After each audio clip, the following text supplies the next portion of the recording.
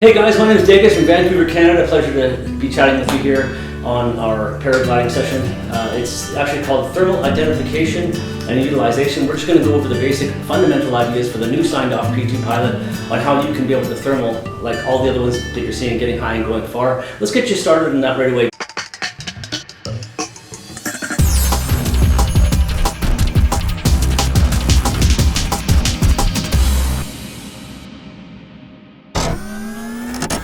All right, sir, where are you from, and how long have you been into paragliding? Yeah, my name is Eugene. I'm based in Vancouver. I've been in paragliding here and there for the last 3 years, but I didn't have enough time to paraglide or progress.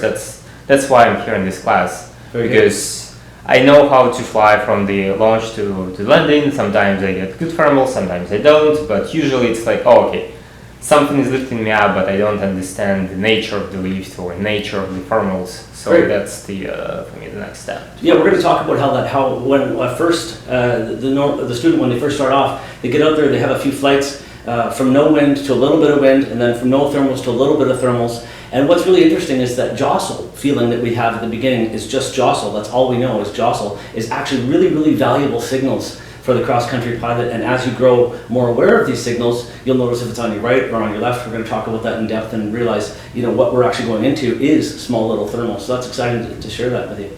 Thanks for sharing. And how many flights do you have now? Around 35. 35, great. The longest one around almost 2 hours. Oh, nice. So but it was just one spot. So okay, I wanted to do cross-country, but for the cross-country you want to know how to read thermals, right? For sure. So we consider a small cross-country going from our local site, Woodside Mountain, to, for example, Harvest, which is a good 10-kilometer run. It gets you away from thinking in the compartmental thought that I'm going to launch here, I'm going to land there. When we start thinking cross-country, we start thinking distances, and we have no idea where we're going to land. So there's all these sorts of rules. It's not really the session today to get into this, but just briefly, we're going to look for no power lines. We're going to look for no crops. We want patchy grass areas. We're going to look for no cattle in the area. We're going to be very aware of fences. We're going to try to figure out with the 6 things I can give you guys how to discern your wind direction, so you know which way you're going to land in the area. And then ultimately, we don't want to upset anybody that's a farmer. So if there is an area that you're going to be flying in, make sure you check with the locals and get a briefing from the local pilots and learn where not to land, because some guys in other countries, they can be a little bit miffed about you landing on their properties. Primarily crop landings. In New Zealand, they have a lot of cabbage patches. So one landing can destroy 12 cabbages. Well, you have $20 at least in your back pocket because you just bought those 12 cabbages. It's that kind of an idea. Okay, let's get started. So again, this is for the new pilot, just getting started. I don't want to really get into massive amounts of technical detail, but I want to give you the fundamentals and stuff that you can think about before launch, while you're in the air, while you're flying, when you go home that night and you digest your thoughts of what you learned for the day during that flight, because every flight you're going to learn something new. Absolutely. I'm still learning something brand new every flight. Some tiny little thing I'm picking up on. I want you to be able to take this stuff and grow with it. So this little bit of theory will then soon become realization when you're actually in it for real. So let's get this going. Okay, so the first thing I want to talk about is how the thermal is made. And actually, just before that, let's talk about our sink rate. When we're flying our paragliders, which is when you're in school wings, you're on A's and low B's. Your wing is a low B or high B? I think it's a low B or higher A. These wings, if you're in the middle of the weight range, will trim about 37 kilometers an hour, and you have a glide ratio. In the old days, it'd be 6 to 1, 7 to 1, 8 to 1. Now we're able to get 9 to 1 on an A wing, which is just phenomenal. You guys are getting into it at a fantastic time. So realistically, when you're on glide, you're gliding about 8 meters forward to 1 meter down. But do you guys know how? Do you know how much we're actually sinking per second?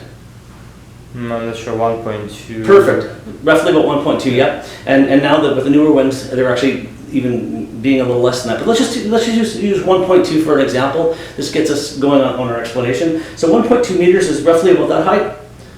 Realistically? Okay, so that means if we're sinking at 1.2 meters a second, how much does the air, wind, or thermal have to be coming up so that we are not sinking anymore?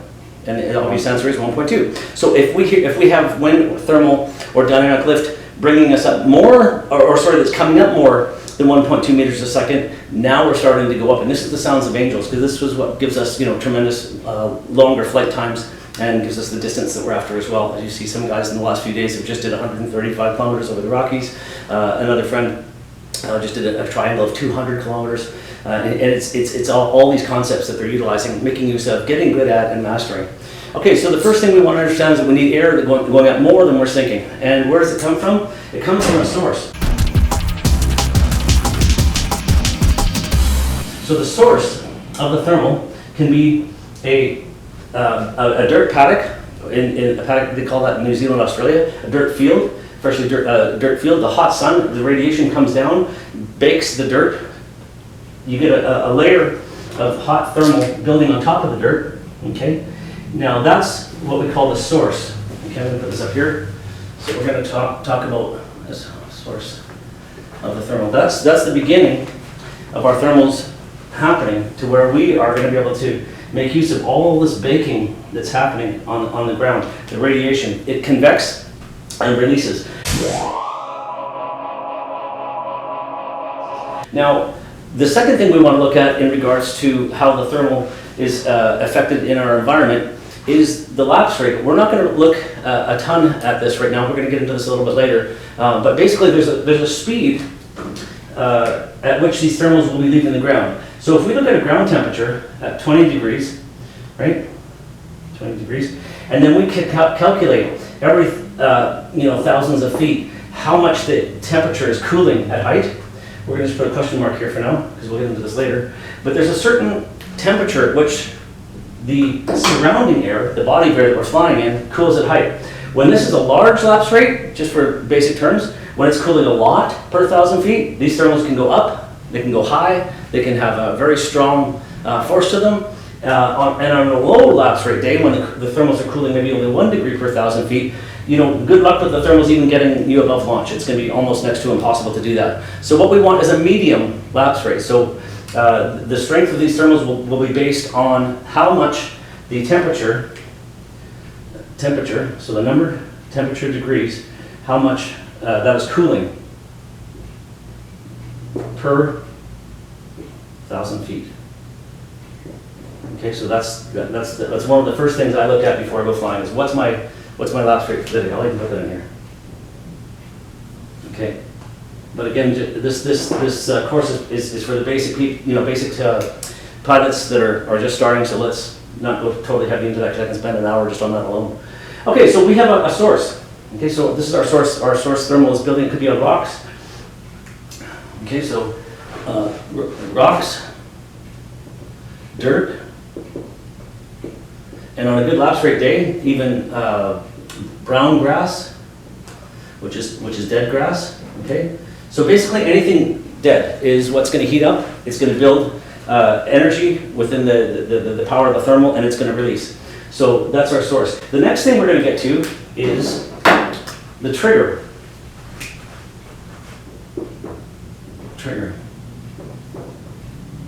Now, this thermal is going to go along, and as you see along the ridge lines here in Western Canada, in the Fraser Valley, these thermals get pushed up against the side of a ridge. As the thermals are being lifted, they're being brought up to cooler air. Okay? As this cooler air becomes 3 degrees hotter, 3 degrees cooler in the surrounding air. Okay? So there's a magic number here. 3 degrees. I want you guys to hang on to that. Okay, this trigger, if this thermal gets brought up let's do some cliff here. There's our mountainside. Some trees. Okay. If this starts getting brought up the mountainside, your question to yourself is, at what point is it now 3 degrees cooler? At what point is the surrounding air 3 degrees cooler than the thermal? That's where that's going to trigger off. That's one form of trigger. So we're going to bring it up to a cooler environment. Cooler environment to 3 degrees hotter. What happens when that thermal goes up through the area where it's 3 degrees hotter? It triggers off as bubbles at first, and as these bubbles are going up, it makes a cloud. How nice is that? So those clouds are, those cumulus clouds, we're not going to talk about the stratus clouds, they have a whole new meaning, but we're going to talk about the cumulus clouds. The cumulus clouds are actually being made by the thermals.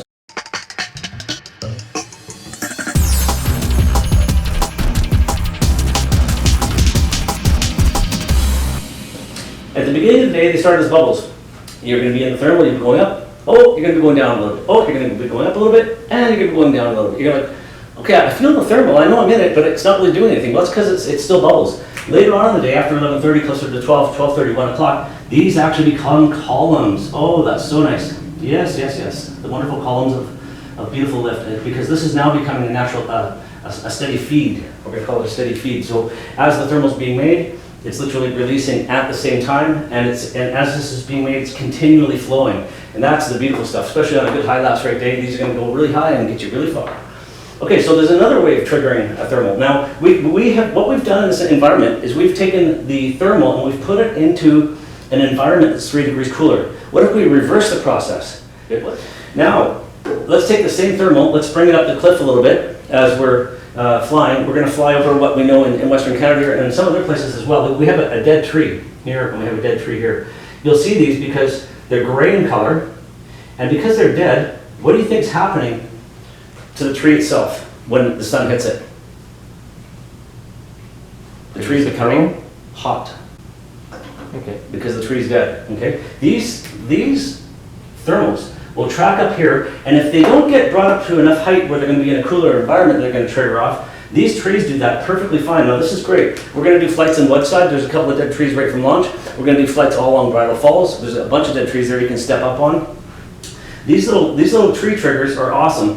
Now, what am I referring to, and why is this happening? Well, all these trees, these dead trees, have to be a plus 3 degrees hotter than the thermal itself, and they will trigger all of the thermal that's coming up.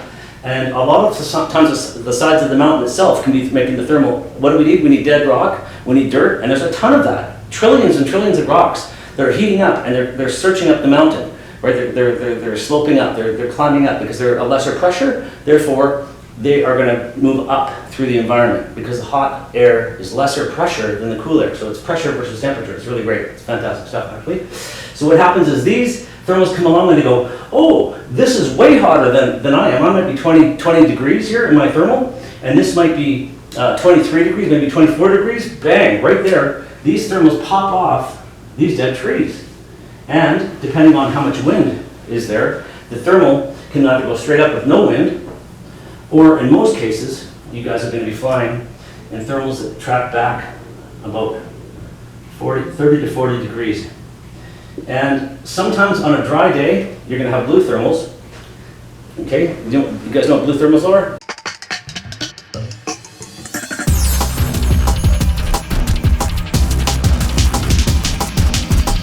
Dew point is the temperature at which the humid air becomes humidity.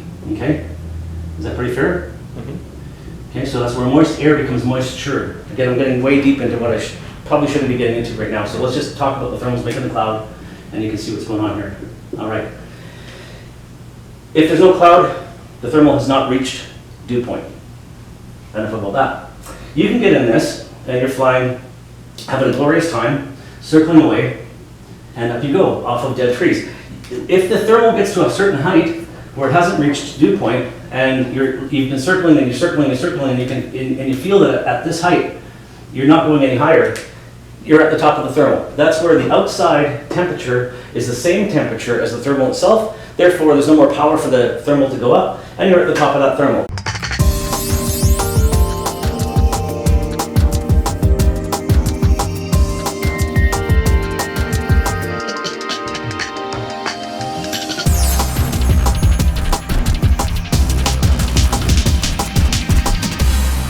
Well, rest assured that you've got more mountain over here to climb up to.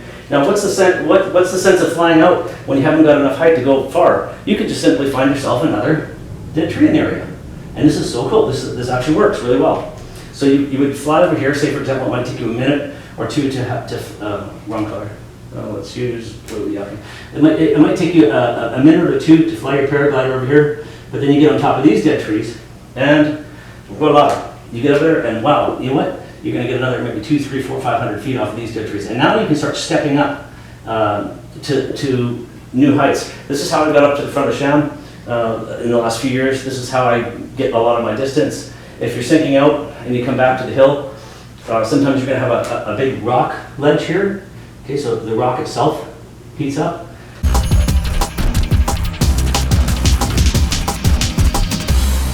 And it will release as well. So these are signals of triggers.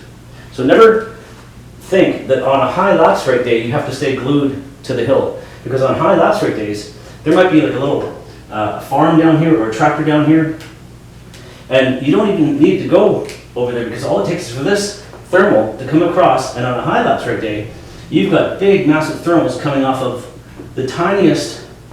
It might even be a tractor. It might be something down. It might be a row of cars. It might be a group of cows. Even the body heat of a cow, and then moving through the environment of them heating up the environment 3 degrees hotter, triggering that off on a lapse rate day. Yeah, I've gotten thousands of feet off of groups of cows. That's like New Zealand, Australia, when we've had really good lapse rates there. The problem with Western Canada is that when we get big lapse rates, we generally get a ton of moisture, which means we've got this huge massive cloud over top of our thermal, and it's stopping us from going high.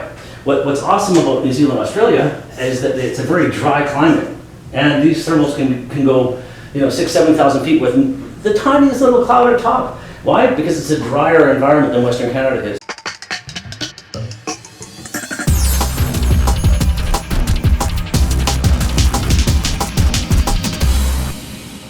As we look out today, we can see where all the thermals are, because they're all marked by cumulus clouds. As we're looking, into our cross country, around the world and stuff like that, just because you don't see any clouds, don't think there's any thermals out there. There could be blue thermals. Anyway, you guys get the idea? There's different trigger points. So let's write down some of these triggers, because that's what kind of this whole seminar is about. Is how are the thermals made? We discussed that. Now we have different triggers. So what we did is we had one environment where we brought it into a cooler environment, and we cooled it off by 3 degrees by bringing the thermal up the hill. The other example that we used is we heated up the trigger. So this tree, for example, the dead tree in this example, right? This could be 3 degrees hotter than the thermal. Okay, pretty fair? Okay, so I've also given another couple hints away. What else is 3 degrees hotter? I just talked about it. Tractor? Tractor, animals. Okay, so something in the dark on the ground. Great, so here's your little tractor. Okay, so they're disturbing the air, but they're also heating up the air. I've gotten thousands of feet off tractors coming across from Bridle back to Woodside. They're awesome. Sorry, sir, what was another one? What about stationary objects like a house with a dark roof? Yeah, let's get into that. I'm just going to throw a group of cows down here as well, because as a group, they have power. A single cow might not have enough power, but a group of cows may have the warmth. But do they have to move these objects? Some people will say that they need to disturb the air to be moving to penetrate the bubble. On low lapse rate day, I believe they would have to kind of move around the air a bit and get that bubble to pop. On high lapse rate days, they just having a group of cows there with their collective heat and the tiniest bit of cool air in the environment, that heat's going up. If they're downwind from an entire field, so this field, if you've got the wind coming this way, okay, and you've got your trigger here, that's going to go up. If you've got the wind coming this way and the thermal just starts beginning, and say, for example, the trigger's here, all you're going to get going up is this area here. Where what we want is we want the whole field and then our trigger down here. Ultimately, somewhere in this area. Pretty fair? Because then we're going to get all of this triggering off of that. Okay, so you mentioned a house or a barn. Stationary object. Stationary object. Yeah. So my question to you is in the barn or by themselves. Okay. So there's our little cow there. Okay. There's the group of cows by themselves, or the group of cows or cattle in general that's in a barn. Is that barn going to be 3 degrees hotter collectively than the surrounding thermal that's coming up to it? If it's yes, then yes, it can be a trigger. Now, I'll give you guys another hint here. In Australia, they have these things called chook sheds, which are they're chicken sheds, right? They're actually growing chickens. They purposely crank the heat up in the trick shed, it could be, you know, as big as the library here that we're in today. This barn gets heated to 29.5 degrees Fahrenheit, so they can create more females than males. Is that hotter than the surrounding air of maybe on that day 20, 21, 22 degrees? Hell yeah. I was just about having to land, right? I'm looking for no power lines, I'm looking for flat fields, I'm looking for no cattle, I'm looking for no crops, I'm making sure I got my wind direction together. I pretty much have got my place where I'm gonna land. I'm sinking out, I'm not getting any lift anywhere, there's no chargers anywhere that I can find. I'm like, oh my God, I've got one last chance to check this, what looked like a little barn down there, hoping something was gonna come off that and it'll keep me from, you know, finishing my day an hour earlier. It was like 4 o'clock.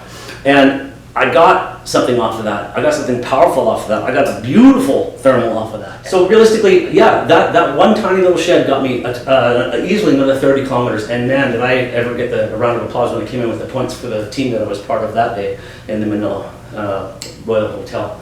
So more about cross country later, but yeah, yes, in this case, these chook sheds are killer.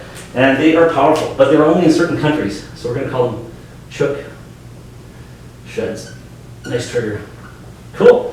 You guys enjoyed it so far? I'm sure we'll round of applause if you Okay, back into TV land here again. I gotta stay focused.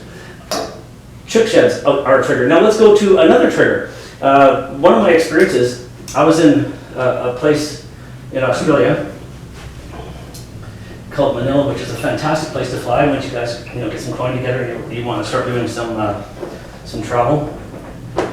Enjoy Manila, it's absolutely wonderful. Let's take a look at our dirt field here. So again, dirt, rocks, burnt grass, primarily dirt fields is what you're looking for. Nice dark, dead field, heating up. Oh, by the way, pavement doesn't necessarily create thermals because pavement is porous, okay? So there's actually air and water that can go down through pavement, and underneath the pavement there's usually a layer of water.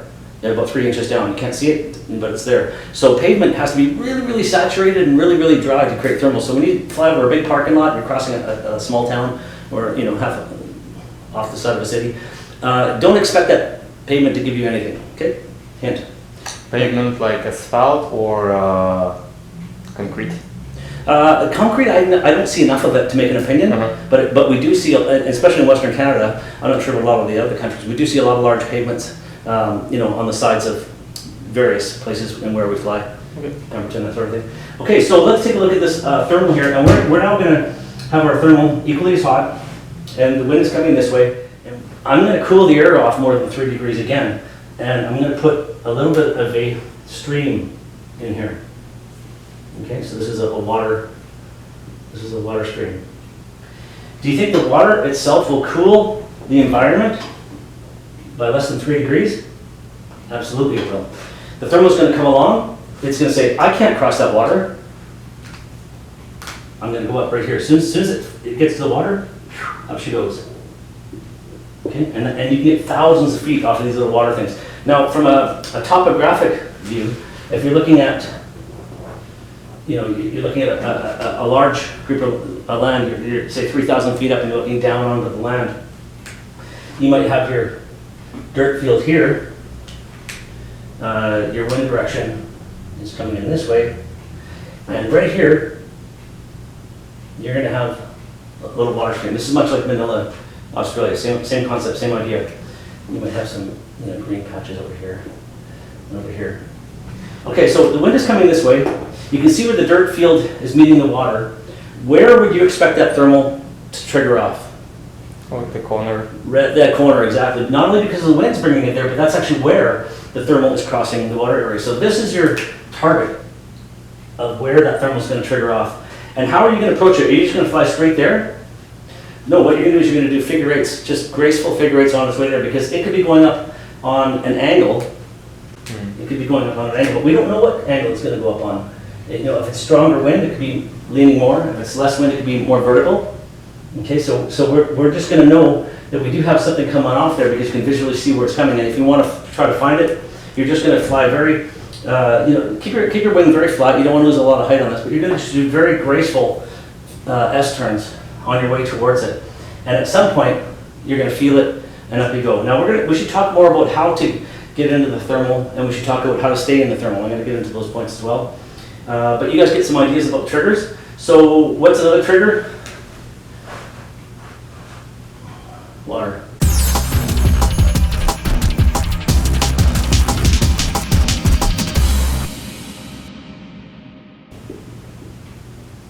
-3 degrees. Or more. Usually a lot more. And those on flat land flying, okay, we're away from the mountains now, we're just flying on flat land, you can stay alive on those all day long. All day long. And sometimes it's just a color change. So you might be going from a dirt field to a grass field. Okay, so anywhere along this line, I'm going to put a question mark here. Anywhere along this line could be a trigger point. Why is that?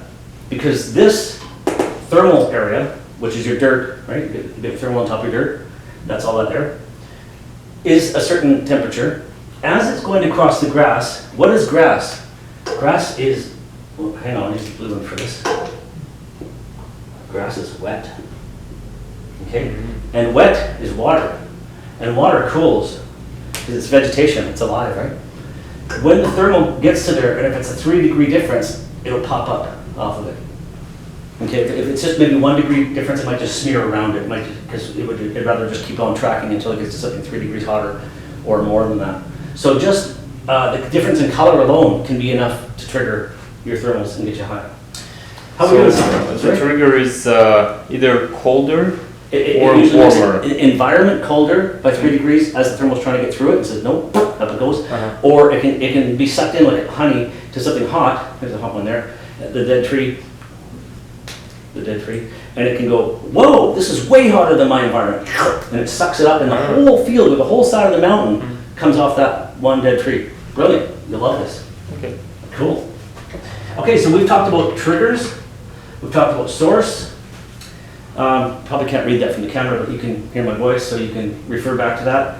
Now we're going to get into signs. What are signs that a thermal is happening? Go ahead and yell it out.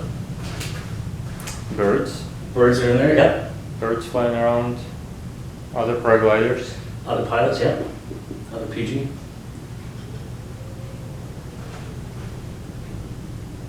Well, clouds. Cloud, yeah, a cloud is showing. Cumulus clouds on top of the thermal. It's showing where the thermal is. And sometimes in some places, if it's a tractor that's coming through the field and it's making a lot of dust, sometimes the dust can show you where the thermals are coming up as well. So I'm going to put dust in there as well.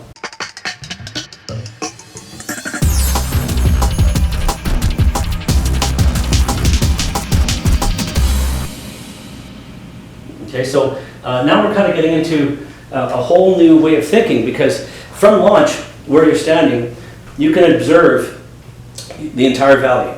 So for wind strength and wind direction, before we launch, we can look at smoke. Okay, as it's burning, it's hot, it's creating its own little thermic activity, but we don't want to fly anywhere near fires. What did I just say? We don't want to fly anywhere near fires. Cool, got it? But it gives us an idea of the wind direction and the strength. Okay, dust from a tractor also gives us wind direction and a strength, and if you don't mind a little dust in your face, if you're getting low on the thing, it'll actually give you possibly a trigger for your thermal. I've never experienced it where I actually smell dust when I'm flying, but I do smell cow stuff. You're at 6,000 feet and going, whoa, somebody just fertilized their field. Whoa, but hey, I'm taking that thermal. Okay, so you get the idea? Okay, so smoke tells us wind strength and direction. Dust tells us wind strength and direction. Just talking about wind strength and direction for a moment, because this is all going to lead to this. When you're stationary on the launch, you can look up and you can see the clouds moving, and that'll tell you wind strength and direction. But when you're flying, you won't see the clouds moving, but what you will see that's made by the clouds is what? Shade. Cloud shadows.